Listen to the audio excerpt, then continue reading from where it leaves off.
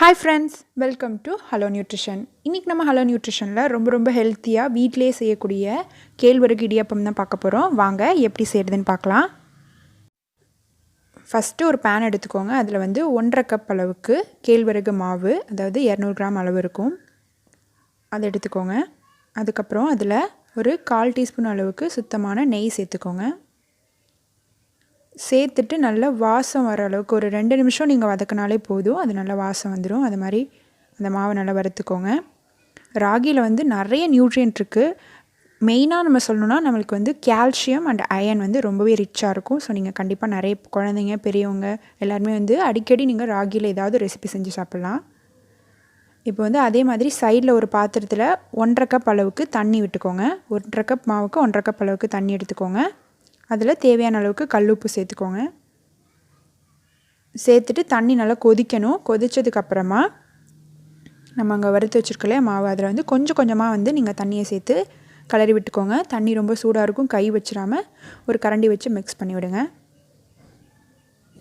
கொஞ்சம் கொஞ்சமாக சேர்த்துக்கோங்க. மொத்தமாக சேர்த்துட்டிங்கன்னா நம்மளுக்கு அளவு தெரியாது. ஸோ கொஞ்சம் கொஞ்சமாக சேர்த்து நல்ல ஒரு டைட் மாவாக பிசைஞ்சு வச்சுக்கோங்க.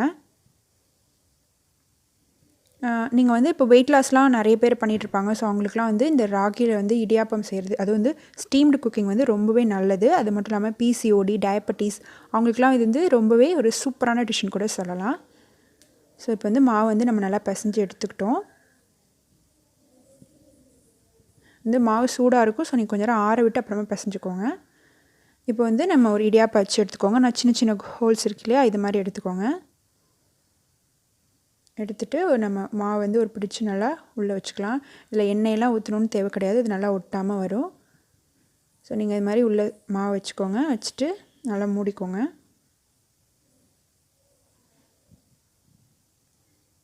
நல்லா டைட்டாக மூடிட்டு நல்லா ப்ரெஸ் பண்ணுங்கள். சூப்பராக நம்மளோட இடியாப்பம் ஒட்டாமல் உடையாமல் அழகாக வரும்.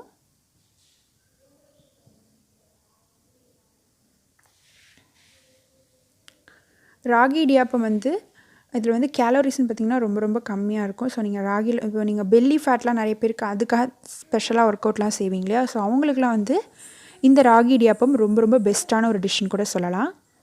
ஸோ நீங்கள் கண்டிப்பாக இந்த மாதிரி வீட்டில் ஹெல்த்தியாக நீங்கள் ட்ரை பண்ணுங்கள். குழந்தைங்களுக்குலாம் ரொம்ப நல்லது. இப்போ நம்ம கடையில் வாங்கி கொடுக்குறோன்னா ஸோ அது நம்ம யோசிப்போம். இது கடையில் வாங்கி கொடுக்குறதுக்கும் இதுக்கும் ரொம்பலாம் ஒன்றும் டிஃப்ரெண்ட் கிடையாது. ஈஸியாக செஞ்சிடலாம். ஸோ நீங்கள் காலையில் சட்டுன்னு இந்த தண்ணியை கொதிக்க வச்சு மாவை லைட்டாக வறுத்துட்டு இது மாதிரி செஞ்சிங்கன்னா ஈஸியாக கிடச்சிரும். இந்த அளவு நீங்கள் 2 பேர் தாராளமாக சாப்பிட்லாம்.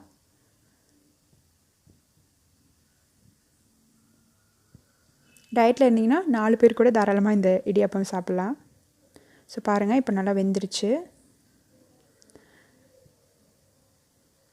அவ்வளோதான். நீங்கள் இட்லி தட்டில் வச்சு வேக வச்சு எடுத்திங்கன்னா நம்மளோட உதிரியாக இருக்கும் இந்த இடியாப்பம். இது நல்லா டேஸ்ட்டாகவும் இருக்கும்.